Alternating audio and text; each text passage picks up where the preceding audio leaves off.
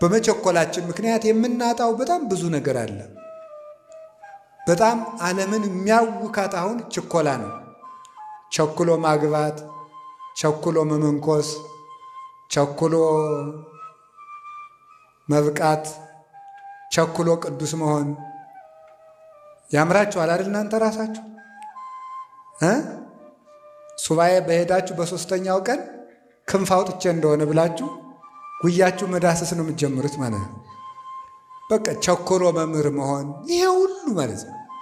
እንደዚህ ያለው ቸኩሎ መናገር፣ መረጋጋትን ማጣት የእግዚአብሔር ሰዎችና የሰይጣን ሰዎች ምልክት አንዷችሁ ችኮላና መረጋጋት ነው። ህዱእነት፣ ህድአት፣ መረጋጋት፣ ጸጥታ። ሊቃውንቱ ምን ይላሉ? ለመናፍቃን ህድአት የላቸውም። እርጋታ የሚባል ነገር የለም። ሁሉንም ቶሎ ሞክረን እንጠፋለን። ሌላው ቀርቶ 5 ዓመት የጸለይንበትን ጊዜ እግዚአብሔር ዛሬ መልስ በሚሰጥበት ጊዜ እኛ አኩርፈን ጥለን እንሄዳለን። ቸኩለን ማለት ነው። በክፉ ሰዎች ላይ ሲፈረድባቸው ዛሬ ካላየን ብለን ሃይማኖቱን የሚክድ ሰውም አለ። ከቤተ ክርስቲያን የሚወጣ ዛሬ ለምን ዋጋቸውን አይሰጣቸውም ብሎ ዲዮቅልጥያኖስ የተባለው ንጉሥ ቤተ ክርስቲያንን ያን ያህል የክርስቲያኖችን አካላቸውን እንዳክርማ እየሰነጠቀ ደማቸውን እንደ ውሃ ሲያፈስ የነበር በመቸኮሉ ነው። መቸኮል ከሃይማኖት ያወጣል። ለምንድነው እንደዚህ ያደረገው? አባ አጋጊዮስ የሚባል ሰው ነበር ጳጳስ። በዘመኑ የነበረው ዲዮቅልጥያኖስ ከፋርስ ንጉሥ ጋር ተዋግቶ የፋርሱን ንጉሥ ልጅ ማርኮ አምጥቶ ለጳጳሱ ለአባ አጋጊዮስ ጠብቅልኝ ብሎ ሰጠው። ጠብቅልኝ ብሎ ሲሰጠው ያኛው ንጉሥ መጣና ወርቅ ሰጥቶ ልጁን ይዞት ሄደ። ለጳጳሱ ወርቅ ሰጥቶ ዲዮቅልጥያኖስ ክርስቲያን ነው እኮ መጥቶ ሲጠይቀው ያ ልጅ እሳ ሲለው ሙቶ ቀብሬዋለሁ አለ። በሌላ ጊዜ ጦርነት ተነስቶ የዚያን ንጉሥ ልጅ ዲዮቅልጥያኖስ ማርኮ አምጥቶ ቤት አስቀምጦ ጳጳሱን ያ ልጅ እሳ አለው ሙቶ ቀብሬዋለሁ አለው። ለካ እንዲያሉ እየቀለዱ ነው የሚቀድሱት። እንዲያሉ የቀደሱ ነው ክርስቲያንን የሚሉ። ይሄ ሰውዬ ቅዳሴ ይግባና እግዚአብሔር ካልቀሰፈው እኔ ሃይማኖቴን እክዳለሁ። ቅዳሴ ገባ፣ ቀድሶ ወጣ፣ ምንም አልሆነም። ስለዚህ ይሄ ሰውዬ ዋሽቶ ወርቅ ተቀብሎ ያለውን የለም የሌለውን አለ ብሎ ክዶ ሲቀድስ እግዚአብሔር ካልቀሰፈው የክርስቲያኖች አምላክ ስተት ነው ብሎ አብያተ ክርስቲያናት ይዘጉ፣ የጣዖታት ቤቶች ይከፈቱ ብሎ ያን ያህል ደም እንደ ውሃ ሲያፈስ የነበር በዚህ ምክንያት ነው። ቆይቶ ግን ትንሽ ቢታገስ አባ አጋጊዮስ በመላኩ ተቀስፏል። ትዕግስት አጥቶ ግን እሱ ሃይማኖትን ክዶ ቤተክርስቲያን ያን ያህል አሰቃያት ማለት ነው። እግዚአብሔር ደግሞ ኃጢአተኛ ካህንን ቤተ መቅደስ ላይ ወዲያው አይቀስፍም። ለምን? ምዕመናን እንዳይሰናከሉ፣ ቤተ ክርስቲያን የአሕዛብ መሳቂያ እንዳትሆን። አየው ዋጋውን ሲሰጠው እየተባለ ክህነት መሳለቂያ እንዳይሆን። ሳቅ ወስላቀ ላጓሪነ እንዳለ ያንድ ካህን መዋረድ ለቤተ ክርስቲያን ውርደት ነው። ያንድ አባት መሰደብ የቤተ ክርስቲያን ስድብ ነው። ለዚያ ብሎ እግዚአብሔር ካህኑን ከነ ኃጢአቱ ይጠብቀዋል። እኛ ግን በመቸኮላችን ምክንያት ቸኩለን እግዚአብሔር ካለ ለምን እነዚህን ጠርጎ ያስወጣቸው ለምን አይገላቸውም ብሎ ቸኩሎ ከቤተክርስቲያን የሚወጣ ሰዋል። ቤተ ክርስቲያኒቱ ትክክል ስላልሆነች ነው እንጂ የሚሰርቁ የሚያመነዝሩ የሚጠነቁሉ ካህናት ተቀምጠው እግዚአብሔር ዝም ያለ ቤተ ክርስቲያኒቱ ትክክል ስላልሆነች ነው ብለው መናፍቃኑ ይህንን መሳሪያ ተጠቅመው ቤተ ክርስቲያንን እግዚአብሔር ትቷታል ብለው ከቤተ ክርስቲያን የሚያስወጡ ሰዎች አሉ። እንዴት እግዚአብሔር በእነዚህ ካህናት፣ በእነዚህ ዘማውያን፣ በእነዚህ አመንዝራዎች፣ በእነዚህ ገንዘብ ወዳጅ ጳጳሳት፣ በእነዚህ ዘረኞች አድሮ እንዴት ይኖራል? ቤተ ክርስቲያኒቱማ ከቀረች ስንት ዓመቷ የሚሉ ሰዎች አሉ። መንደር ለመንደር እየገቡ እንዲህ የሚያደርጉ ግን ቅዱስ ጳውሎስ እንዳለ ወኩሉ ጾሮ ይጸውር። እኔ ራሴ አጋጥሞኛል በእውነት ማለት ነው። ስጋው ደግሞ አልቀበልም በቃ በካህናት ላይ በማየው ችግር ምክንያት እኔ አልቆርብም ያሉ ምዕመናን አጋጥሞኝ ያውቃሉ። ግን ወኩሉ ጾሮ ይጸውር ገላትያ 6 ያለ ሰው ሁሉ የየራሱን ሸክም ይሸከማል። አንድ ንስሐ ልጅ የንስሐ አባቱን መሬት የእኩል ይዞ ሲያርስ የእኩል ይዞ ያርሳል። አንድ ቀን ሲያርግ ወርቅ በድስት ተቀብሮ አገኘ። ለሎሌው ይህ ወርቅ የንስሐ አባታችን ስለሆነ እንካ ወስደህ ስጣቸው ብሎ ሰጡ።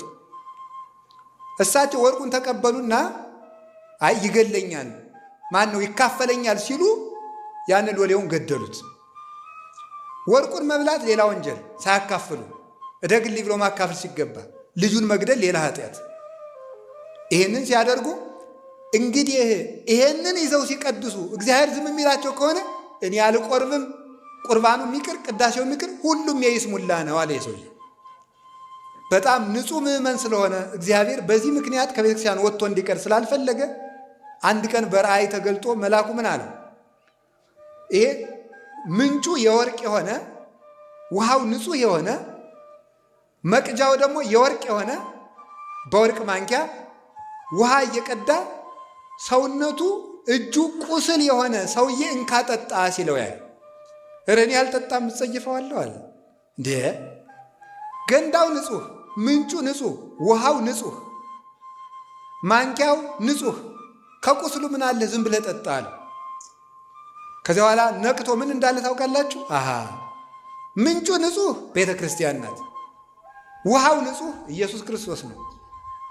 ማንኪያው ንጹሕ የተባለ የሐዋርያት ክህነት፣ ቄስ ቢረክስ ክህነት አይረክስም። ቁስል የተባለ የካህኑ ኃጢአት ነው።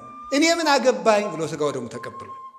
ለካ ቅዱስ ጳውሎስ ሰው የየራሱን ሸክም ይሸከማል ያለው ይህን ነው አለ። ሰው የየራሱን ሸክም ይሸከማልና ቄሱ የራሱን ይሸከማል ብሎ ከቤተ ክርስቲያኑ ጸንቶ ኖረ። አሁን የመንደር ጠለቅላቆች የሆኑ ሾላኮች ምዕመናንን አንድ የሚያሰድዱበት ኢትዮጵያ የዓለም ብርሃን በሚባለው ቴዎድሮሳውያን የሚባሉት ተሐድሶዎችም ጭምር ቤተ ክርስቲያኒቱን ትቷታል። ኃጢአት ሰልጥኖባታል። ጳጳሳት ኃጢአተኞች ናቸው። መነኮሳት ኃጢአተኞች ናቸው። ገዳሙም ረክሷል። ዲያቆናቱም ረክሰዋል። ቄሶቹም ረክሰዋል። ስለዚህ የክርስቶስ ቤተ ክርስቲያን አይደለችም ብለው ስለሚሉን ቸኩለን መቅሰፍት ባለማየታችን ከቤተ ክርስቲያን እንደ ኤሳው ቸኩለን እንዳንወጣ እግዚአብሔር ይጠብቀን። አንዳንዱ ምስር ብሎ ማለት ነው። አንዳንዱ ምስር ብሎ ለስሜቱ ለስግብግብነቱ ወጣ። ያዕቆብ ያንን ተግቶ ቢፈልገው አላገኘውም። እዚህ በኋላ ይስሐቅ ልመርቅህ አለው። ና ልመርቅህ አለው። እየሮጠ ሄደ። ሊያድን ሲሄድ ያዕቆብ ቶሎ ብሎ ኤሳው አድኖ እስከሚመጣ ድረስ አርዶ አወራዶ ለአባቱ ሰጠው። የማንን? የኤሳውን ልብስ ለብሶ አይጤና ማዛው ለወልድ የጥቀ ጥንቁቀ ከመጼና ገዳም ዘባረኮ እግዚአብሔር እምነጠሉ ለሰማይ ወምነ ስፋሃ ለምድር ይኩን በረከትከ። እንዲህ ያለ በረከት ይስጥህ ልጄ ብሎ መረቀው። ፈጥኖ ስለደረሰ ትልቁ ልጁ ሳይደርስ ታናሹ ልጁ አባቱን አስደሰተ።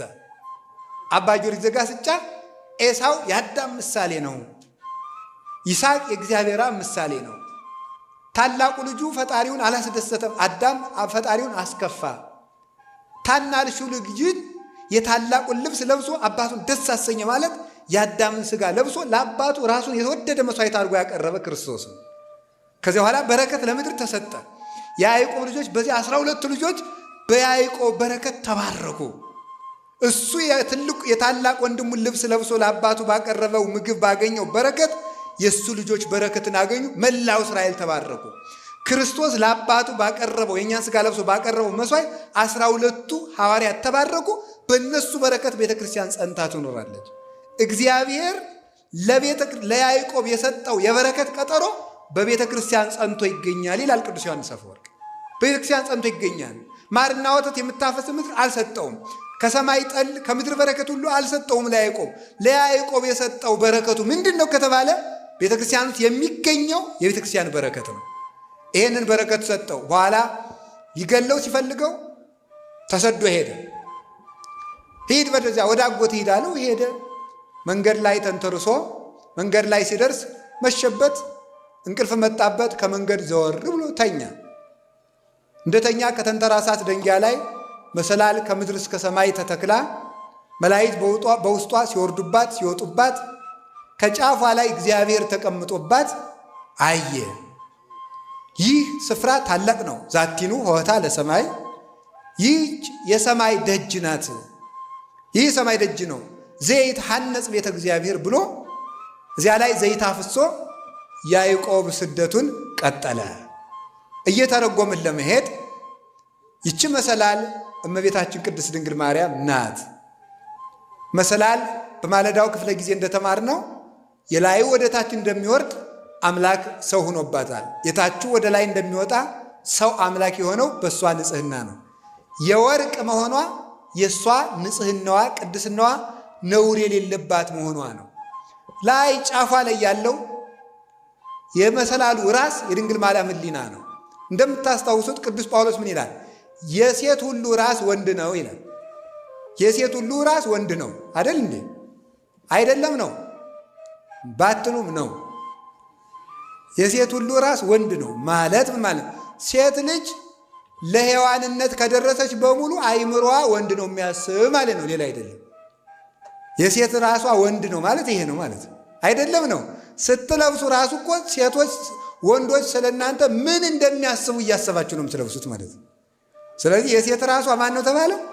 ወንድ ነው ነው። ልብስ ሴቶች ጌጥ የሚያበዙት ለዚያ ነው። ምንም ነገር የለው። ምንም የታወቀ ነገር እኮ ነው። ስለዚህ የሴት ራሷ ማን ነው? ወንድ ነው። የድንግል ማርያም ራስ ግን እግዚአብሔር ነው ይላል ዮሐንስ ዘደማስቆ። የድንግል ማርያም ራስ ግን እግዚአብሔር ነው። እሱን ብቻ ነበር የምታስበው ማለት ነው ፈጽሞ። ለዚህ ነው እንዘ የአምር ብእሴ ያለችው። ወንድ ሳላውቅ እንዴት ይደረግልኛል ብላ የተናገረችው ለዚህ ነው። ወንድ ሳላውቅ እስከ መጨረሻው የተዘጋ ማኅተመ ድንግልና እስከ መጨረሻው ድረስ እኔ እኮ ወንድ አላውቅም ያለችው በዚህ ነው ድንግልናዋ ጸንታ። እንዲያውም ምን ይላል? እኔ ወንድ አላውቅም ያለችው መናኝ እኮ ነኝ እያለችው ነው ይላል። በድንግልና የምኖር መናኝ ነኝ። እንዲያውም ቅዱስ አትናቴዎስ ሲተረጉም ምንድን ነው የሚለው? ድንግል ማርያም ቤተ መቅደስ በ12 ዓመቷ የገባቸው ይላል። ቤተ መቅደስ የመነኮሳት የበዓታቸው ምሳሌ ነው። ስለዚህ ምን አደረገች ማለት ነው? እሷ ገና ከእናቷ ማኅፀን ጀምሮ ቤተ መቅደስ ገብታ መኖሯ፣ በዚያም ጸንታ መቆየቷ መነኮሳት ከእናታቸው ማኅፀን ጀምረው በድንግልና ጸንተው በበዓት ጸንተው ለመኖራቸው ነው። ስለዚህ ወይነስው ደናግለ ድኅሪሃ፣ እሷ ድንግል ትሆናለች፣ እሷን እየተከተሉ ሌሎች ደናግል ይከተሏታል